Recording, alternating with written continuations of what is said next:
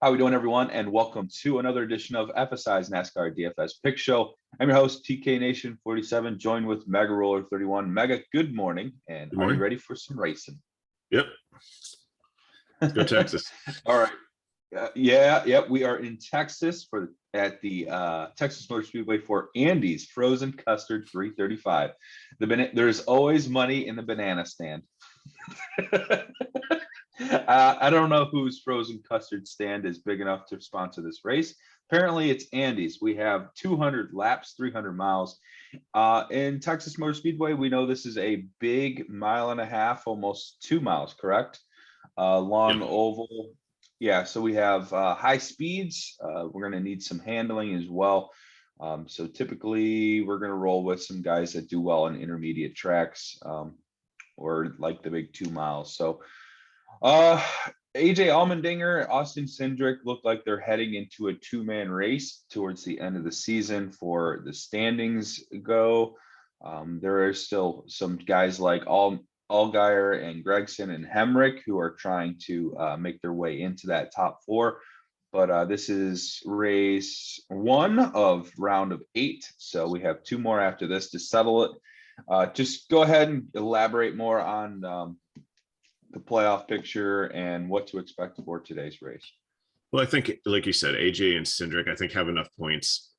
Unless they have like 3 bad races, they should make it into the playoffs. Not a problem. But again, it's win and you're in. So these top 8 drivers here, if you see the color coding there, if Harrison Burton wins this race, and he's not bad at Texas, then you're down to an automatic qualifier. You lock it in. There's only 4 guys that advance here. So in the yellow zone, which are like really close to one another, Allgire, Grayson, Haley, and Hemrick, and then Jones and Burton are a little bit further back. So a little bit more pressure on them to maybe try to get more stage points, to close the gap, to make sure that they finish the race if one of these guys have a problem, just to try to advance that way.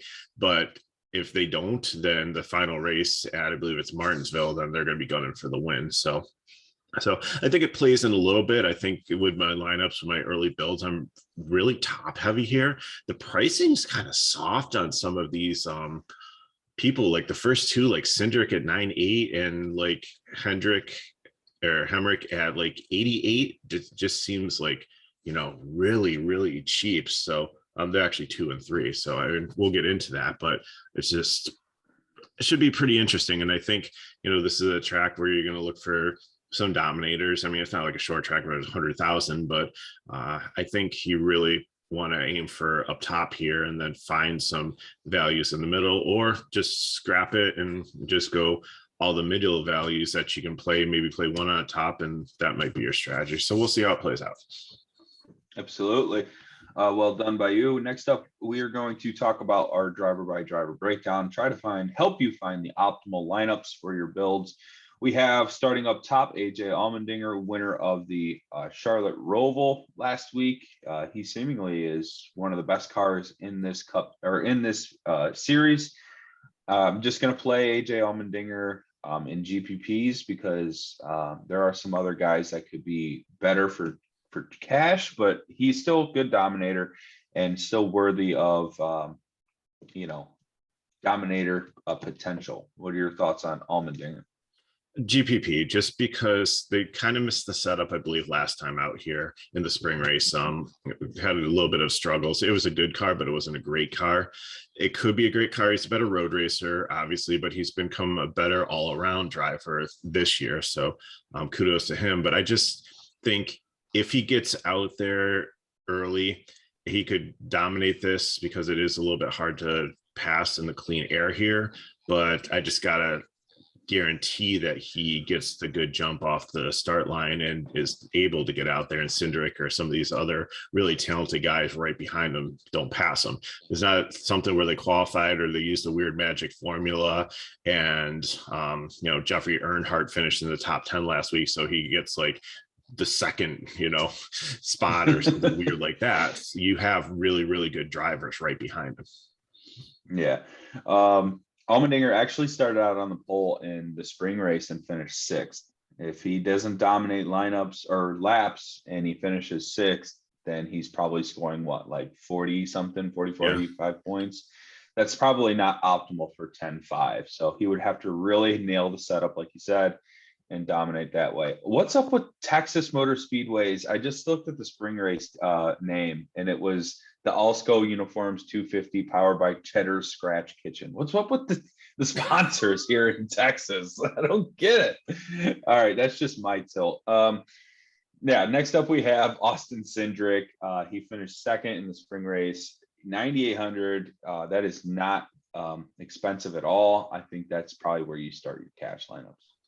Yeah, and I'm actually starting with the first two because Hemrick runs really, really well here also, and he's way underpriced. Yeah, I mean, I think both these guys should be like, Cendrick should be maybe not 11K because they usually do that when somebody has a lot of place differential, but maybe about 10-2. Hemrick should be about 10. So I think Cendrick's about $400 underpriced, and I think Hemrick is about $1,200 underpriced. So you're saving like almost $2,000 there just by playing these guys in like a normal pricing field, it seems. Both of these guys started in the top 5 in the spring, finished in the top 5. So I think that's probably what we can expect in any way. I think Hemrick has some opportunities here to dominate some of this race, but at 8,800, we realistically just need him to finish where he starts. And that's very possible. So that finishing position could be what we need for 8,800. Cendrick obviously can dominate any race in the Xfinity Series. I think he can here too. And next up we have Justin Haley. I think he's like the true wild card in this position. Starting 4th, you're going to need a little bit more upside with 9,200. But yeah, if I land on him, I'm fine with it. But I just can't find my way with Justin Haley on some of my optimal builds. Okay, I can change it. He was like cash GPP. Let's put him as GPP. I think that's It's just the odd man out here. Like if I'm going all in with Cendrick and Hemrick, then it's going to be hard for me to find. Like if I really punt and I can fit 3 guys from 9.8 to 9.2, then I could see myself having Haley in. It's just, hey, if he finishes 5th, or if but it's still you want some fast laps, you want some laps led, and I think Hemrick has a way bigger opportunity. So I'm just a little bit out on Haley, unfortunately. And really, salary is not an issue because in my cash lineup, I have 4 guys in the top 10, and my 2 punts I'm comfortable with, and I think I left a couple hundred on the table. So I'm okay with that. But if you're a NASCAR like Cup fan and you're just watching Xfinity because you want to try to play it, you're going to think Justin Haley sucks. But yes, he's not good in Cup, but he is pretty decent in this Cully car in Xfinity, but still GPP. So on to Grayson. Yeah, Noah Gragson, go ahead. He's really good here, but then again, he's very risky. He's right on the line there. He's in 4th. So I don't know. I don't think it's in his DNA that the playoff scenario factors in ever in a race, unless it's like the 3rd one and he's in make or break. I think he's gunning for the win he's gunning for the win on lap 1. So, I mean, he's not as like bad as like Ross Chastain or some of the other like super over aggressively drivers, but but he's really good here. So I kind of he's going to be the first one in my GPP lineup. Yeah, Noah Gragson, definitely one of those GPP guys that you play in every week. Kind of like your Kyle Busch of Cup. You just play him for the simple fact that, hey, there's an opportunity. He could just dominate this race, come out as winner, and you wouldn't be surprised. And Noah Gragson started 30th in the spring race, finished 7th. He probably was coming off of a wrecked previous week. So I could see Gragson becoming a pretty good play here inside the top 10, finishing inside the top 10. I don't mind Gragson. I'm going to be really hoping he has a good starting spot for Martinsville when it comes time. 9,600. I could see having him, Hemrick, and Cendrick in a lineup. As you mentioned before, you have a couple guys in your top 10. Maybe that's how your builds are going. All right, so we have Justin Allgire starting 6th, 10-2. I like this play. He is the one that finished 2nd in this race in the spring. He is really good on these long intermediate tracks that have, tire wear. This is kind of his jam. So I'm in on Allgire. Did Kyle Busch win this race? He did. Okay. So if he wasn't there, then Allgaier probably would have won it. And right. And JR Motorsports has done really, really well here at Texas. So, or no, it's actually the last 1.5 track. I think Phoenix, they finished 1, 2, 3. You don't have to look it up. But so they've been really good with their 1.5 mile program. So I think, Allgaier, even though 10-2, it might scare some people off. They might go with like some of the 9K guys, so they don't have to punt as much. But I'm pretty comfortable with him with a little bit of place differential here too. I think, he can move up a couple spots. So yeah, definitely like him. It was Las Vegas. We had Josh Berry win, Allgaier second, and Gregson finished third. So kind of running with you on that in the 1.5 mile with the Junior Motorsports. Love Allgaier here. Next up, we have Brandon Jones. I like this play for my GPP lineups. I think he's going to be like another one like Haley, where he's kind of like the odd man out. People are going to want to play Allgaier. People are probably going to want to play, a guy farther down here starting in the 10th spot. But I like Brandon Jones at 9K. I think he's cheap enough. You can squeeze him into some of your lineups with Hemrick and, Cendrick and some of the other dominators. I like Brandon Jones. I think this is a Brandon Jones track. He finished 5th in the spring. I love him at Michigan, so I'm going to love him at Texas. I like the correlation between the two tracks, and I think he sets up pretty well here. And that's why I have him listed as cash, because we often say Brandon Jones is probably the second person in your GPP lineup, right? Besides Grayson, because of the aggressiveness with him also, but he's decent. This is a more of his style of track. So yeah, so I like him. Yep. This is a Brandon Jones week. Next up, we have Harrison Burton. 9,900 is just too expensive, but you're getting some place differential here. He does have top 5 upside. Is it at Texas though? Yeah, he's been decent here. This track I think it's a wider track. There's not as many cautions. He seems like he's not really good at restarts, but he's better on like the long run. So, he might be able to like pick off a car here or there if it stays green. I think he's better like maybe like tire management, or like, I don't know if it's a setup, but there's some drivers just are like that, where they're never going to get a great restart. But if something happens where they shuffle through like a pit strategy and he ends up like out there first on the restart and can get out in that clean air and can stay out there, then it's potential that he could do very, very good. So I think he's on cash. I know I do agree he's a tad bit expensive, but he's in 8th place, so he's got a lot of ground to make up. It's not huge deficits, like maybe like 23 points or something, I think, to try to get into the top 4. So it's not like out of the reach, but there's some work to do. Yeah, absolutely agree. Next up, we have Michael Annette in the 1. Kind of a back and forth last week. Is he going to race? Is he not? He ended up racing. And he was fine. 8,100. This could be Josh Berry at 3:00 today or whenever the race is. Yeah. Absolutely good. There is just no in between with that. It's crazy how this year's gone with that one car. Michael Annette's 8,100 though. It's not terrible price tag for a guy who finished 10th in the spring race. GPP if he races, that just leave it at that. Yeah. All right. Here comes a big decision. 10-7. You have John Hunter Nemechek. Kyle Busch had won this race in this car in the spring. I can see a lot of people playing John Hunter Nemechek. Is it the right play though? Yeah, I mean, when he's had good cars in Xfinity, he's done really well and dominated. He got a chance to drive the 42 car back in like 17, 18 or 19. I think it was at Kansas.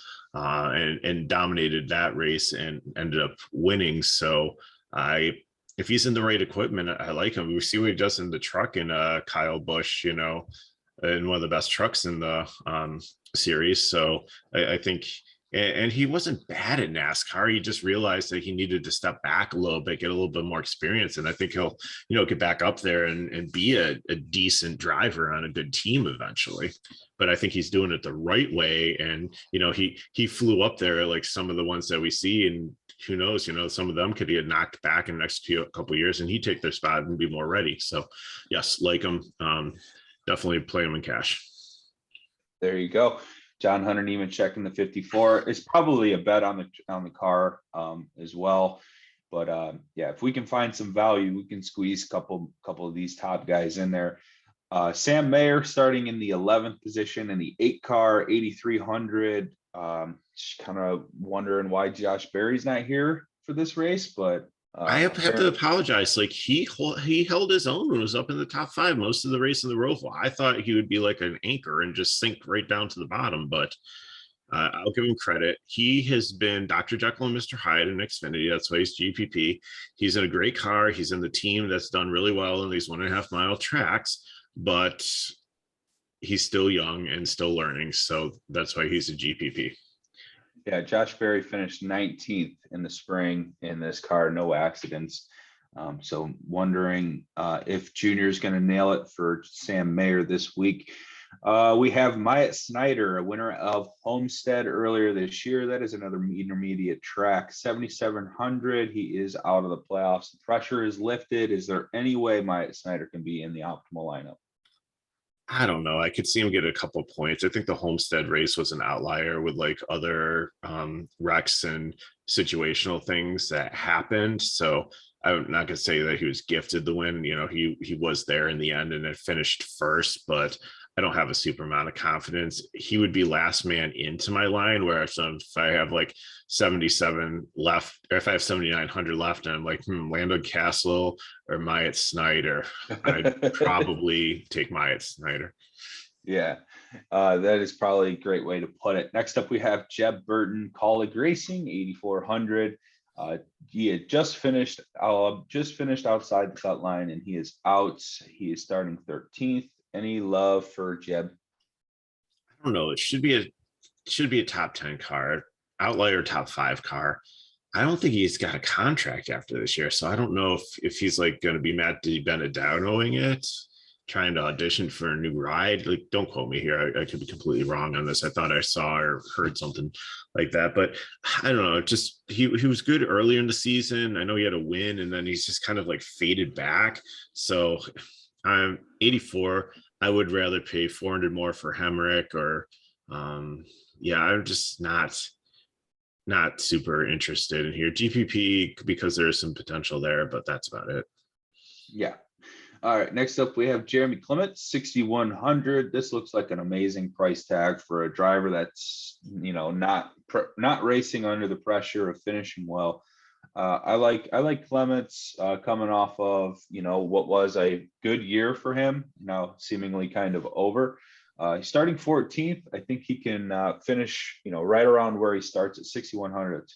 It's a dang good price tag. Yeah, out of all like the big boys in this Xfinity, he's like the forgotten one. He's like he's like the kid that always gets to eat at the big people's table for Thanksgiving, but he's so well mannered that he kind of blends in and like nobody kind of notices.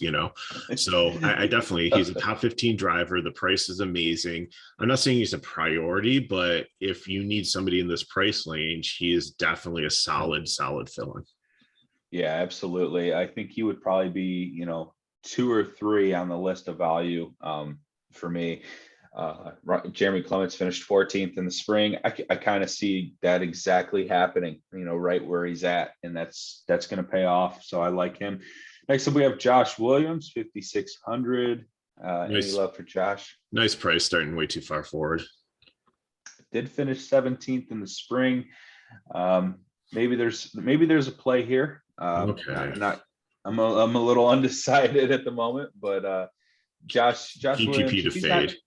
Yeah, I was gonna say, if Josh Williams isn't really starting towards the latter back half of the field, then sometimes I just kind of write him off. I don't know if that's the exact play here, but I think I could understand it if you took that route.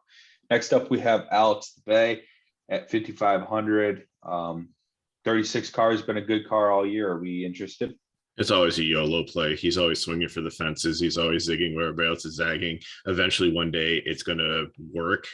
But we've seen when it's gone really, really bad, and we've yet to see it really, really work. So GPP, I would rather play, some of these other guys lower on down. Like I'd rather take a shot at Jesse Little for $100 less, starting like 34th, or probably one of the best plays on the slate when we get down there. Like Barely Curly is like only 5,200, and he's starting 39th. So and you save like $300 there. So I mean, if you need 2 punts in, then I mean it's good quality equipment, and but yeah, I think he's good. I like him better than the next guy, Jade Buford, who I think is starting way too high, and I can't believe he's priced higher than LeBay and Williams. Yeah, so Jade Buford is a fun story. He has some really good finishes this year. He did finish 18th in this race in the spring. You know, he has some good speed, but he hasn't really been racing well enough in the past couple of weeks. Whereas Buford finished, well, actually, I'm wrong. 16th last week, 12th at Talladega.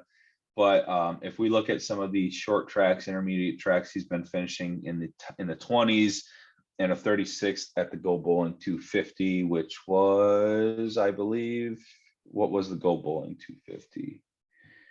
Is that the Sounds one like at Kentucky?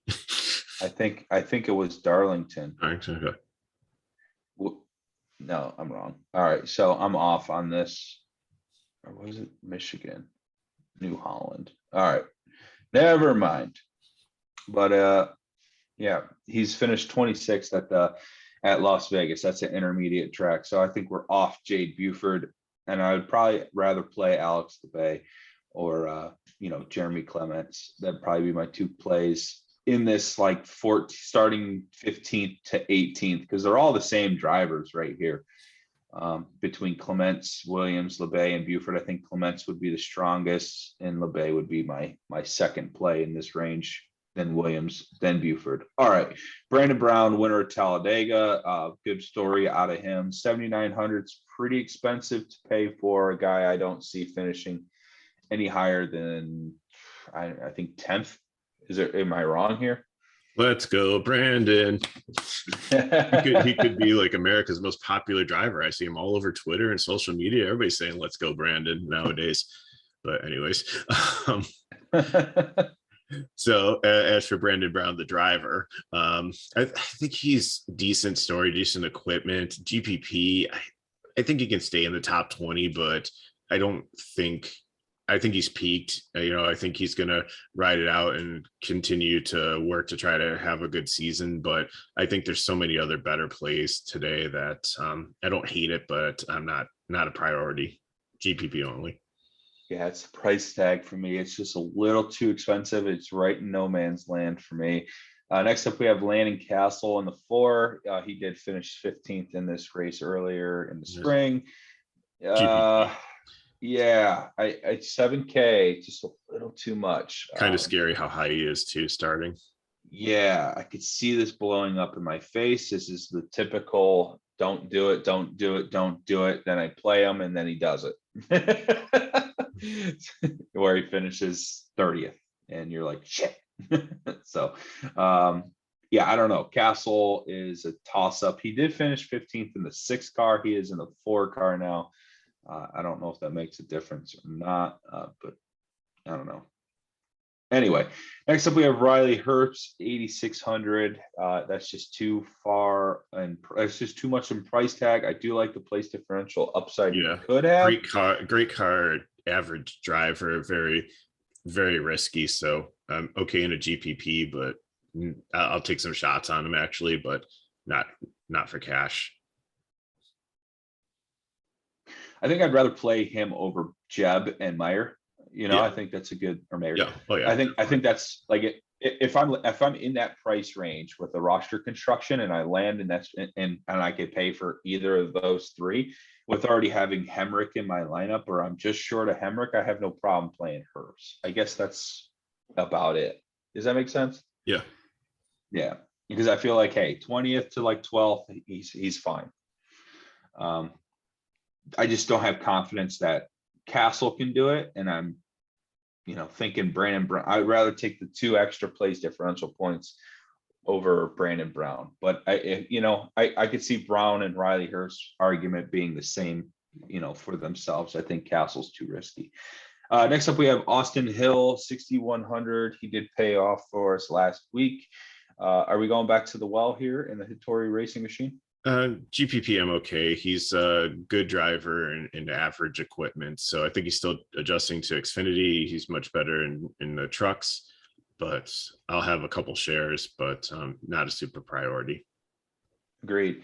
Next No, up, I we need to have a Ryan. retraction here as we get to the next guy, because when I was talking about Lab, I was thinking Ryan Sieg. To me, they're the same guy, but Alex Lab is more of a road course driver. He's GPP of 5,500. So okay to play him. He doesn't have the weird strategies. That's Sieg's game here. And he's starting a little bit further back. And like I said, if it works, it works. It's going to be great. He probably can get him up into the top 10 finish. But if he doesn't take tires and the whole field blows him away again, then he could finish in the 30s. So, Yep.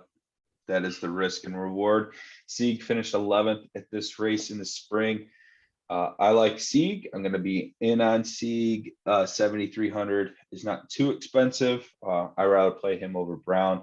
All right, next up we have Jeffrey Earnhardt. No, thank you.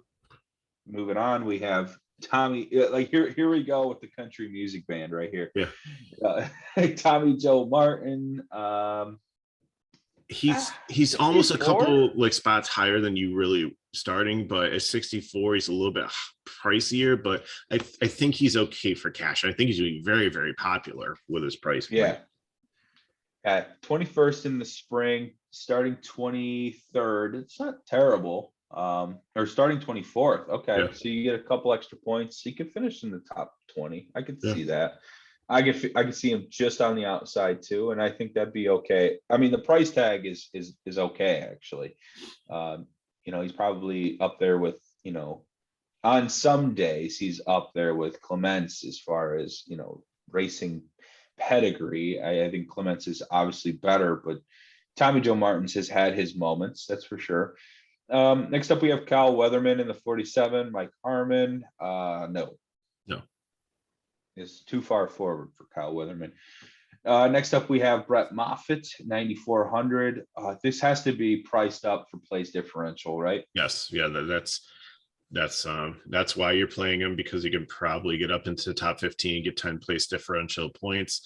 It's a decent car. He's been a decent driver if other people haven't wrecked him. So I think he's going to be pretty popular too.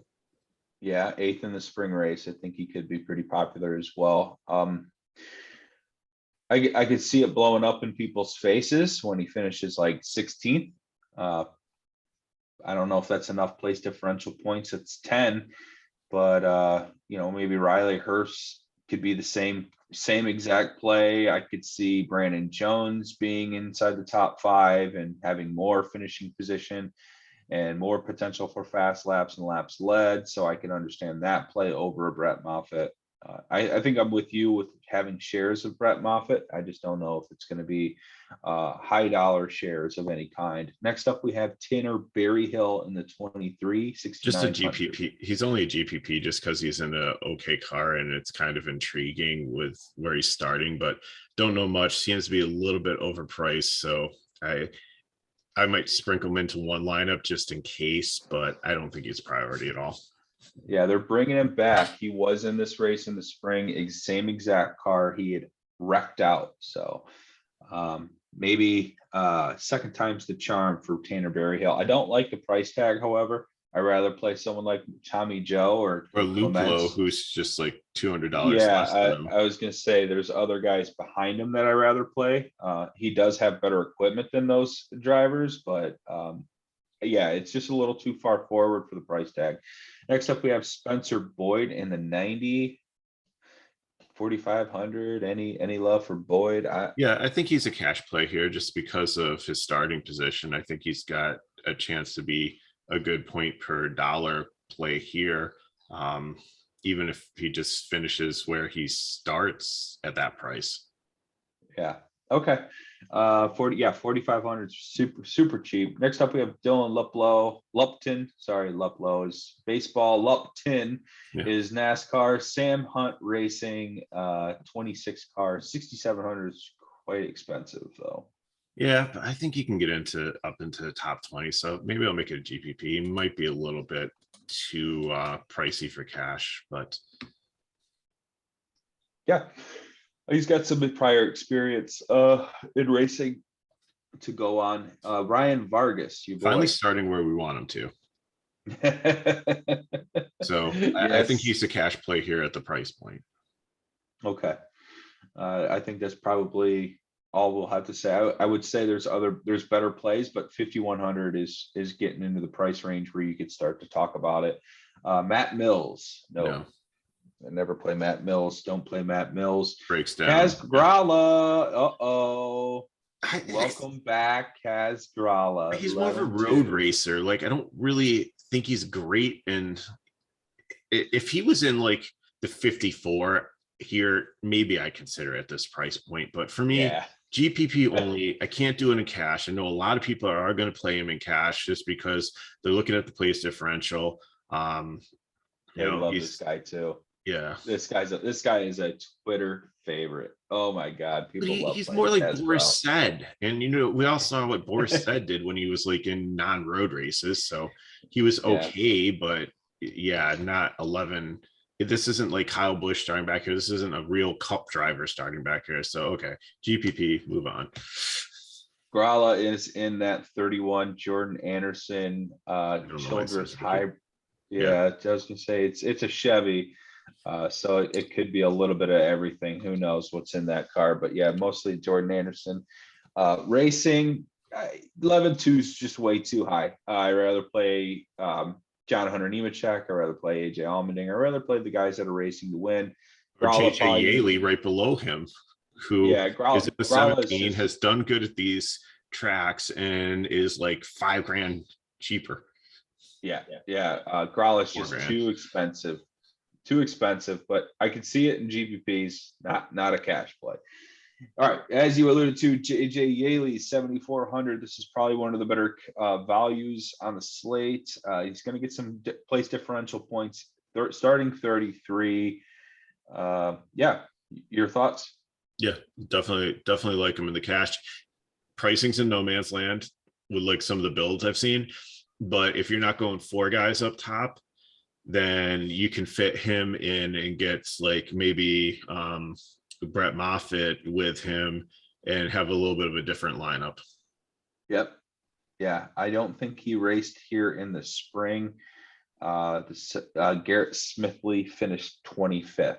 I think JJ Yaley's a little bit better than Smithley, and he could probably finish inside that top 25, which is what we want from this starting spot. Next up, we have Jesse Little, 5,400 in the 78. Where we want him to. Yes, 34th starting position in the BJ McLeod car. I can see him finishing in the top 28, which I think would be okay at 5,400. Yeah, I think that's what you're hoping for. All right, Mason Massey. Same as Jesse Little. Yeah, it's pretty much the same company, same car, same driver, same situation.